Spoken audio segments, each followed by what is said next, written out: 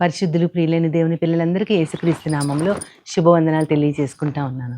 మనం గత కొన్ని రోజులుగా యేసుక్రీస్తు వారు మనల్ని పూలదండ స్థితికి తీసుకురావడానికి ఆయన ఏ విధమైనటువంటి స్వరూపం దాల్చారో, ఏ విధంగా తనకున్న సమస్తాన్ని పోగొట్టుకొని మనల్ని రెండింతల మేలు కలుగజేయటానికి మనకు అనేక రకాలుగా ఆయనలాగా ఆయన పోలికలోకి చెక్కడానికి మనల్ని ఏ విధంగా ఆయన తనకి సమానంగా చేయడానికి ఎంత శ్రమపడ్డారో వాటిల గురించి చూస్తా ఉన్నాము. దానిలో అనేక రకాలైన అంశాలు మనం చూసాము. అయితే ఈరోజు ఫిలిప్పీలకు రాసినటువంటి పత్రిక 2వ అధ్యాయము 6, 7 వచనాలు చూస్తే ఆయన ఆహ్, ఆయన ఏ విధముగా ఉన్నారు అనేది ఒక సెంటెన్స్ ఉంటదక్కడ. 6వ వచనంలో ఏమనుంటదంటే, ఆయన దేవుడయ్యుండి, దేవునితో పాటు దేవుని మహిమ కలిగుండి, దేవునితో పాటు ఉండటం విడిచిపెట్టకూడని భాగ్యమని ఎంచుకొనలేదు. కానీ అంటే దేవునితో పాటు ఆయనున్నారు. మొదటి నుంచి ఆయనే ఉన్నారు దేవునితో పాటు. యెహోవా దేవునితో పాటు ఆయన గూడా ఉన్నారు. కానీ అక్కడుండటం నేను అక్కడి నుంచి రావడం నేనక్కడి ఆ స్థానాన్ని విడిచిపెట్టకూడదు అని ఎంచుకోకుండా అదొక భాగ్యం, గొప్ప భాగ్యం. ఆయనే దేవుడు, దేవునితో పాటు ఉన్నారు. కానీ ఆ భాగ్యాన్ని నేను వదులుకోకూడదు అని ఆయన అనుకోకుండా మన కోసం ఈ లోకానికొచ్చారు. ఎలా వచ్చారు? ఆయన ఒక గొప్ప రాజులాగా ఆర్భాటంతో గొప్పవారింట్లో పుట్టలేదు. మరాయన ఎలా వచ్చారు అంటే ఆయన మనుష్యుల పోలికగా పుట్టారంట.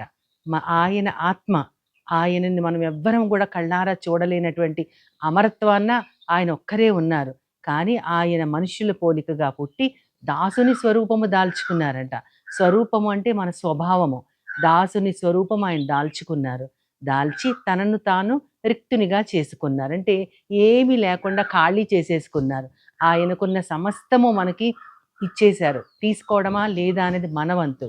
ఆయన మనం ఏం చేయాలో, ఎలా ఉండాలో అని చెప్పారు. ఒక మార్గాన్ని కూడా సిద్ధపరిచాడు. ఆయన తనలో ఉన్న శారీరకంగా గానీ, ఆయనలో ఉన్న పవిత్రతను గానీ అన్నిటిని మనకిచ్చేసి తనను తాను రిక్తునిగా చేసుకున్నారు. పోలిక, స్వభావము, స్వరూపము అని ఆలోచించంగానే దేవుడు మనకి కూడా ఆయన పోలికనే ఇచ్చారు. ఏ పోలికనిచ్చారు అంటే, ఆయన మొట్టమొదటి మనుషులను తయారు చేసినప్పుడు వీళ్ళు నా కోసం, అది దేవుని కోసం సృష్టించుకున్నారా ఆయన. మన పోలికలో, మన స్వరూపంలో చేద్దామని అనుకున్నారు. ఆయన పోలికని, ఆయన స్వరూపాన్ని మనకిస్తే, మనం మాత్రము ఆయనకిష్టం లేనటువంటి విధములో విధేయత పాటించకుండా, పాపము చేసి ఆయన నుంచి మనము దూరపరచబడ్డాము. ఆయన మహిమను మనం కళ్ళారా చూడలేకపోయాము. ఆయన నుంచి దూరపరచబడ్డాము కాబట్టి, యుక్త కాలములో తన కుమారుడి ద్వారా మరలా మనకి ఆయన పోలికని, ఆయన స్వరూపాన్ని ఇవ్వాలని ఆయన ఆకాంక్షించి తన కుమారుణ్ణి పంపించారు. తన కుమారుణ్ణి పంపించినప్పుడు యథాతథంగా ఒక గొప్పతనముతో, అనేక మంది దూతలతో లేదా ఒక రాజులాగా పంపించలేదు. మామూలుగా మనలాగే ఒక మనిషిలాగా పుట్టారు. మన పోలికల్లోనే పుట్టారు. ఆయన మన స్వరూపాన్ని దాల్చారు. దాసుని స్వరూపము. మామూలు ఒక మనిషి స్వరూపం కూడా కాదు. ఒక దాసుని స్వరూపం దాల్చారు. ఆయన చేసిన ప్రతి పని గూడా ఎంతో తగ్గింపుతో, ఎంతో ప్రేమతో చేశారు. అసలు దేవుని పోలిక ఏంటి? దేవుని స్వరూపం ఏంటని ఆలోచిస్తే పరిశుద్ధ దైవ గ్రంథం అంతా గూడా మనము క్షుణ్ణంగా పరిశీలించిన మీదట దేవుని పోలిక అది పరిశుద్ధత. అది స్పష్టంగా ఇది దేవుని పోలిక అని ఎక్కడ లేదు గానీ, మనం అనేక విధాలుగా మన పత్రిక, వాక్య భాగాలు, కొత్త నిబంధన, పాత నిబంధన చదువుతా ఉన్నప్పుడు దేవుడు పరిశుద్ధుడు. అందుకని మనం ఆయనని చూడలేకపోతున్నాం. మనము పాపులం కాబట్టి. కాబట్టి దేవుని పోలిక పరిశుద్ధత. మరి దేవుని స్వరూపం ఏంటంటే అది స్పష్టంగా డైరెక్ట్‌గానే ఇచ్చారు. దేవుడు మహిమా స్వరూపుడు, దేవుడు ప్రేమా స్వరూపుడు. అంటే ఆయన స్వరూపము ఎలాంటిది అంటే ఆయన ప్రేమ గలవాడు, ఆయన గొప్ప మహిమతో ఉన్నవాడు. వీటిల్ని మళ్ళీ మనకివ్వడానికి అంటే పరిశుద్ధత అనే దానిని మనకివ్వడానికి ఆయన ఈ లోకానికొచ్చారు. పోలిక పరిశుద్ధత అని ఎలా చెప్పగలమంటే పరిశుద్ధత లేకుండా ఎవ్వరు కూడా ప్రభువుని చూడలేరు. కాబట్టి ప్రతివారు తన పరిశుద్ధతని కాపాడుకుంటూ విశ్వాసాన్ని సంపూర్తి చేసుకోవాలని ఉంటది. మనకి పత్రిక వాక్య భాగాల్లో. దేవుని పోలిక పరిశుద్ధత. అది మనకివ్వడానికి ఆయనొచ్చారు. దేవుని స్వరూపము మహిమ, మళ్ళీ ప్రేమ. ఈ 2 కూడా మనలో నింపడానికి ఆయనొచ్చారు. కోల్పోయిన మన పోలికని, మన స్వరూపాన్ని ఆయనే ఇవ్వడానికి కిందకొచ్చారు మన భూమి మీదకి. అంతేకాకుండా తాను మాత్రం తన పోలికని మార్చేసుకున్నారు. ఆయన ఆత్మ పరిశుద్ధత కలిగిన దేవుడు. కానీ ఆయన మనుష్యుల పోలికగా పుట్టారు, దాసుని స్వరూపము దాల్చుకున్నారు. అయితే మన కొరింథీయులకు రాసిన మొదటి పత్రికలో 15వ అధ్యాయం 49వ వచనంలో పౌలు గారు ఒక మంచి మాట చెప్తారు. మనము మంటి నుండి పుట్టిన వాని పోలిక ధరించిన ప్రకారము పరలోక సంబంధి పోలికను కూడా మనం ధరిస్తాము అని ఆయన అంటారు. మంటి నుండి పుట్టిన వాని పోలిక అంటే దేవుడు చెప్తారు కదా! మన మొట్టమొదటి మానవులు పాపం చేసినప్పుడు నువ్వు మన్నులోంచి తీయబడ్డావు కాబట్టి ఆ మంటిలోకి చేర్చబడతావు. ఎందుకాయన ఆ మాట అన్నారు అంటే, మనకి దేవుడు తన పోలికని, స్వరూపాన్ని ఇచ్చినా సరే, మనము మాత్రం మంటి స్వభావము కలిగి ఉన్నాము. మనం మాత్రం శరీరం దురాశల చేత ఈడవబడుతున్నాము. అదే ఆ పోలిక. మంటి నుంచి ఉన్నవాని పోలిక మనము ధరించుకొని ఉన్నాము. అలాగే పరలోక సంబంధియగు ఆత్మ పోలిక కూడా మనకొస్తదని చెప్తున్నారు. పరలోక సంబంధి యొక్క పోలిక ఎలా ఉంటదో మనకి అదే పౌలు గారు మళ్ళీ కొరింథీయులకు రాసినటువంటి మొదటి పత్రికలో 2వ పత్రికలో 3వ అధ్యాయము 18వ వచనంలో ఆయన చెప్తా ఉంటారు. ఏమని చెప్తారంటే, అక్కడ దేవుని యొక్క పోలిక గురించి ఆయన చెప్పుకుంటూ, ఆ పోలిక అది మనం దేవుని యొక్క నీతి, భక్తి కలిగి ఉండి, మనం నీతి, భక్తి కలిగిన వారమై మనము ఏ విధముగా ఉండాలి అంటే, దేవుని యొక్క నవీన స్వభావాన్ని మనం ధరించుకోవాలి. అంటే నీతి, భక్తి, యథార్థత కలిగిన వాళ్ళమై మనము ఆ యొక్క స్వభావాన్ని ధరించుకోవాలి. మనము ఇంకా ఆయన మాట్లాడుతూ ఏమనంటారంటే, మనము అద్దము వలె మనం ముసుగులేని ముఖముతో అద్దము వలె మనము దేవుని యొక్క పోలికను, దేవునిని మనము ప్రతిబింబిస్తూ ఈ లోకములో ప్రభువగు ఆత్మ చేత ఆయన పోలికగా మనం మార్చబడుతున్నాము. ఆయనలాగా మనం ఉండాలంటే ఈ లోకములోనే ముసుగు లేని ముఖముతో, అంటే పాపము, మనలో ఉన్న దోషము, ఇవన్నీ కూడా దేవునికి మనకి అడ్డుగా ఉన్నాయి కాబట్టి ముసుగు లేని ముఖముతో మహిమ నుండి అధిక మహిమ పొందుచు మనము ప్రభువగు ఆత్మ చేత ఆయన పోలికలోకి మార్చబడాలి. ఆయన పోలిక నీతి, యథార్థమైన భక్తి కలవారమై మనముండాలని ఆయన చెప్తా ఉన్నారు. అది ఆయన పోలిక. ఆయన స్వరూపానికి వస్తే, ఆయన స్వరూపం, ఆయనకి ఏ స్వరూపం ఉంది అంటే, ఇందాక మనం చెప్పుకున్నాం ఆయన ప్రేమ స్వరూపి, మహిమా స్వరూపి అని. కానీ మనుష్యులు ఆయనని ఎలా చేస్తున్నారంటే, రోమీయులకు రాసిన పత్రిక 1వ అధ్యాయం 23వ వచనంలో వారు క్షయమగు, దేవుడు అక్షయుడు, ఆయనకి నాశనము లేదు, ఆయనకి పుట్టుక లేదు, నాశనము లేదు, ఆయన అక్షయుడు. వారు అక్షయుడగు దేవుని మహిమను క్షయమగు జంతువుల యొక్క, పురుగుల యొక్క, చతుష్పాద జంతువుల యొక్క ప్రతిమాస్వరూపముగా మార్చేశారంట.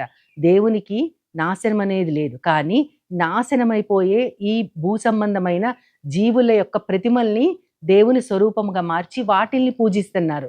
దేవుని యొక్క మహిమను వారు ఎంత దిగజార్చి, ఎంత తక్కువగా చేశారంటే, ఒక పురుగు శక్తివంతంగా కొన్ని రెక్కలు కలిగి పైకి ఎగరగలిగితే అదే వారి దేవత. అదేవిధంగా ఒక జంతువు గొప్ప శక్తివంతముగా ఉన్న జంతువును చూస్తే అదే వారి దేవత. మనము జయించలేని ఈ భూలోక సంబంధమైన గొప్ప గొప్ప శరీరాలతో లేదా గొప్ప శక్తులతో ఉన్న ప్రతీది కూడా మనిషి ఈ లోకంలో పూజిస్తున్నాడు. కానీ అవి కూడా మనలాగే ఒకరొక రోజు వారు కూడా నాశనం అయిపోతారు. అయినా సరే ఆ నాశనమయ్యే, ఆ క్షయమయ్యే పురుగుల యొక్క, జంతువుల యొక్క, చతుష్పాద జంతువుల యొక్క ప్రతిమల్ని ఇదే దేవుని స్వరూపం అని మారుస్తారంటే, దేవుని యొక్క మహిమను వారు ఎంతగా దిగజార్చారు. దేవుడైతే మహాకాశాలు పట్టరానంత గొప్ప మహిమ కలిగిన దేవుడు. ఆయన స్వరూపాన్ని కేవలం ఒక పురుగుకి వారు ఆపాదిస్తున్నారు, కేవలం ఒక జంతువుకి వారు ఆపాదిస్తున్నారు. ఆ జంతువు యొక్క రూపాన్ని చేసుకుని దాన్ని పూజిస్తున్నారు. ఆయన స్వరూపాన్ని వీరు పూర్తిగా మార్చేశారు. కానీ దేవుడు తన స్వరూపము, ఆయన నిజ స్వరూపం అంటే, మనము సాధారణంగా మనుషులు కొన్ని స్వభావాలతో ఉన్నప్పుడు వారిని చూసి మనం ఏమంటామంటే, వీడచ్చి వాళ్ళ తాతలాగా ఉన్నారు, తాతలాగా నడుస్తున్నారు, లేదా తాతలాగా బిహేవ్ చేస్తున్నారంటాం. స్వరూపము అంటే అక్కడ కేవలము ఒక భౌతికంగానే కాదు, కానీ వారి యొక్క స్వభావము, దేవుని యొక్క స్వభావము. కానీ దేవుని నిజ స్వరూపము ఇప్పటివరకు ఎవరూ చూడలేదు. ఎప్పుడు చూస్తామంటే, మనకి యోహాను గారు రాసిన మొదటి పత్రికలో మనము ఆయన ప్రత్యక్షమైనప్పుడు ఆయన ఉన్నట్లుగానే మనము చూస్తాము. అది ఏంటో ఇప్పటివరకు ఎవరికి బయలుపరచబడలేదు. కానీ మనము దేవునిని చూడగలిగామంటే, ఆయన మొట్టమొదట మానవులు సృష్టించినప్పుడు ఎలా ఉన్నామో అలాగే మనము కూడా ఉంటాము. అదే స్వరూపంతో మనం ఉంటాం. ఆయన ఉన్నట్లుగానే మనం ఆయనను చూస్తాము, మనము కూడా అలాగే ఉంటాము. అది ఇప్పటివరకు కూడా బయలుపరచబడలేదు. కానీ హెబ్రీయులకు రాస్తూ విశ్వాసం అంటే ఏంటి అనేది అక్కడ పౌలు గారు చెప్తూ, విశ్వాసం అనేది నిరీక్షింపబడే వాటి యొక్క నిజ స్వరూపము, అదృశ్యమైనది ఉన్నది అనుటకు రుజువు అన్నారు. మనకి నిజంగా విశ్వాసం ఉంటే మనం దేనికోసం నిరీక్షిస్తున్నాము? ప్రభువుని మనం ఆయనని కలుసుకోవడానికి మన నిరీక్షణ. కానీ చాలామంది ఆయన ఎక్కడున్నారు? ఆయన కనపట్లేదు అని వారు అంటా ఉంటారు. కానీ మన నిరీక్షణకి మనం సిగ్గుపడం. ఎందుకంటే మనం ఆయన కలుసుకుంటామని మనకు తెలుసు. కాబట్టి ఈ విశ్వాసము బడే వాటి యొక్క నిజ స్వరూపము, అదృశ్యమైనవి అంటే మనకి దేవుడు కనపట్లేదు కాబట్టి ఆయన అదృశ్యుడు. ఆయన ఉన్నాడో లేదో ఎవరికి తెలుసు అంటారు. అదృశ్యుడైనటువంటి ఆయనని కలుసుకుంటాం. అదృశ్యమైన వాటిని ఉన్నవనే దానికి రుజువు.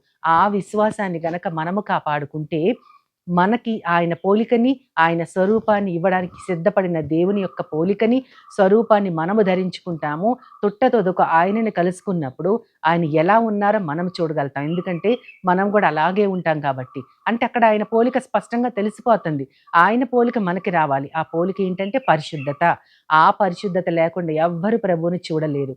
ఆయన మన కోసం తన పోలికను, తన స్వరూపాన్ని వదులుకొని తనను తాను సిలువలో రిక్తునిగా చేసుకున్నారు.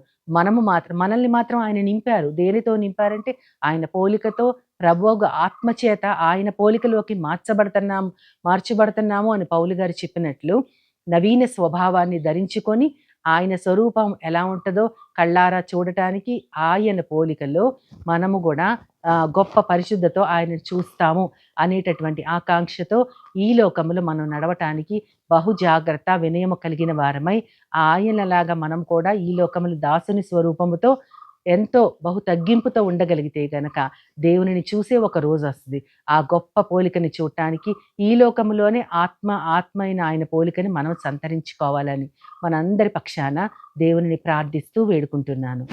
చిన్న ప్రార్థన చేసుకుందాం.